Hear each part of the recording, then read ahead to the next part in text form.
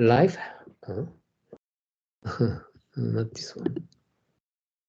Not this one. Okay. Number 33. On the fearfulness of greed. During a typhoon, the whole town was inundated with water. As everyone was fleeing to safety, one man remembered the precious possession left behind. Overcome by fear that it would be washed away or ruined, he rode home with all his might.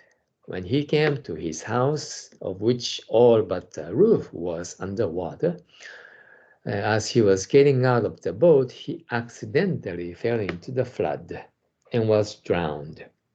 If only he had waited a bit longer, his greed killed him.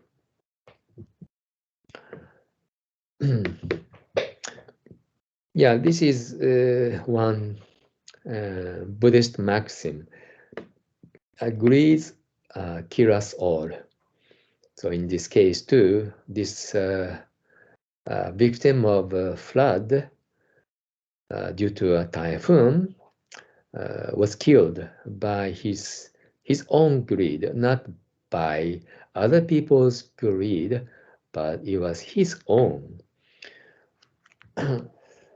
I think in such a case, people struggle and think a lot in their mind. What should I do? Should I go or should I wait? Should I wait until the water will become less high, water is gone, or I can go now in order to save my precious belongings? A lot of electric appliances and also expensive jewelries. People have such important, precious possessions. So in such a case, should I go back or put priority on our lives? What should I do? I think people think a lot. But if they don't have much time, maybe they just follow their instinct. And the instinct, in this case, told him, go. The possibility of your getting drowned is not so high. Yeah, our instinct make a wrong judgment. But possibility must be very high, but our desire is stronger than our fear. So we became a little bit too courageous or fearless. It's not courage, because true courage means knowing the fear and what should we fear. We know very well, and then still we we challenge our fear and challenge the task. So knowing full well about risk and our own fear, and then still we challenge it, that's the courage. But in this case, or in many cases, we become fearless because of this ignorance, not because of our courage. It's an ignorance or blind, maybe we can call it blind courage.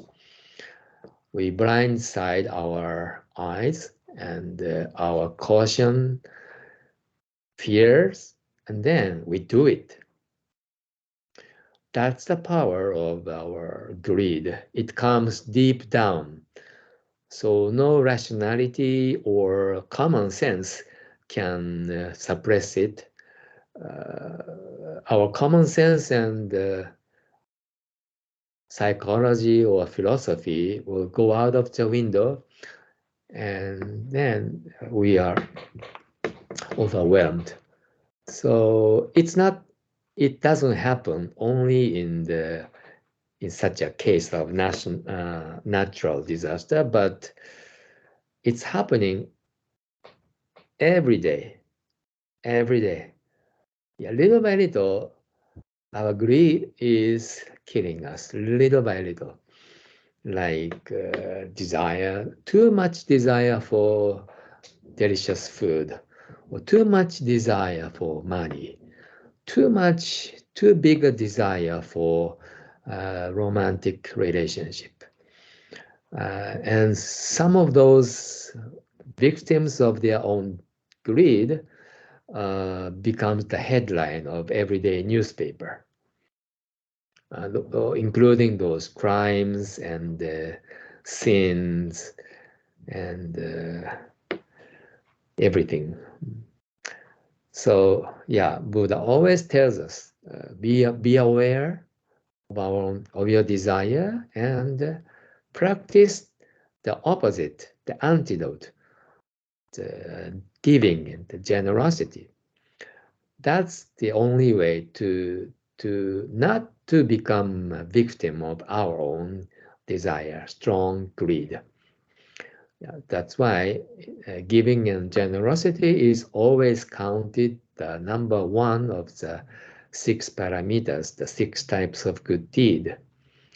Yeah, people who practice giving uh, can have some control over their own desire. Yeah, that's a discipline. That's a training. That's the that's like a muscle training. So it's a painful process, but we should go through it. Okay, that's what I think what we can learn from this today's story. Okay, good job, everyone.